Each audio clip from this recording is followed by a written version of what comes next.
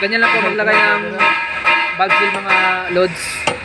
Ito po yung chip natin, maglalagay ng valve seal. Yung sahod nito nasa 35k lang. Tapos ito yung spring.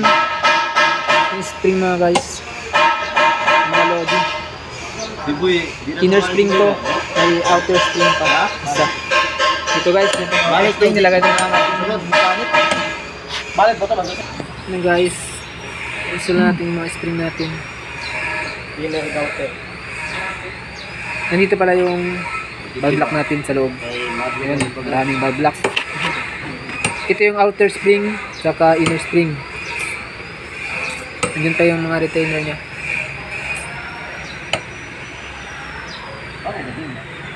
Ito pala yung mga chip natin mga Lodi. Yan yung pinakamalaking sahod sa lahat. Tumitingin lang siya, nag-observe lang sa ginagawa ng ating mga chip din.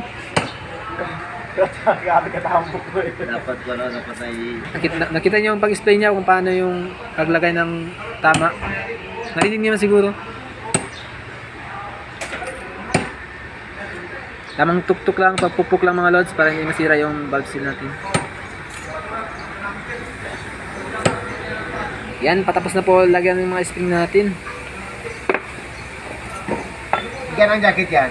Yan ang jacket yan. Yun. Yung valve lock tinanggal na sa loob ng mismo. Mismo ba yan o mounting ba yan? Okay mga lods, kinakabit natin yung retainer cap natin. Ayan. Retainer. Ayan natin. 10 yan mga lods.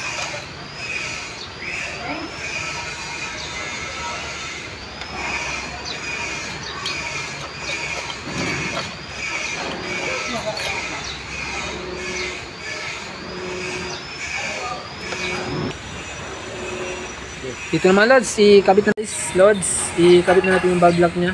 Ganun lang paglagay oh. Press lang natin. Press, tapos pag hila pataas, nakalak na yun siya. Ganun lang, simpress pa din.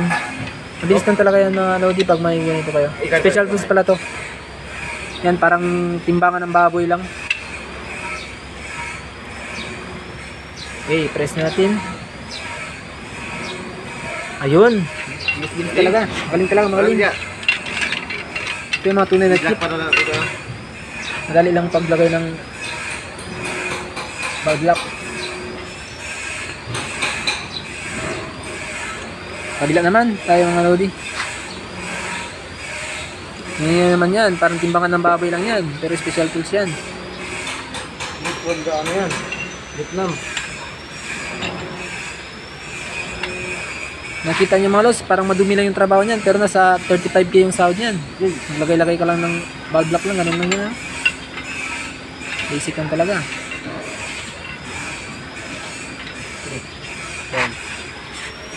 Hop. Okay pa. Hop. Okay, bilis. Okay guys, ilagay na natin yung valve lock. Yun lang paglagay. Yun. Tapos i-press lang natin.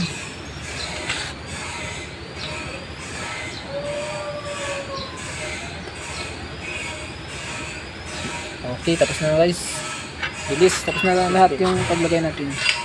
Testing natin, pupukin natin kung ayun, hindi matanggal kahit maso pa ipupuk na.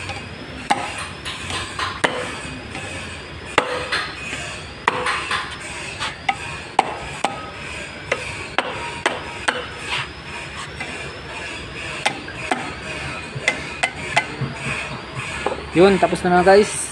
Patayin na natin. Pwede natin kabit to sa susubitin. Yun, nasa na natin yung lahat. Tapos na yung lahat.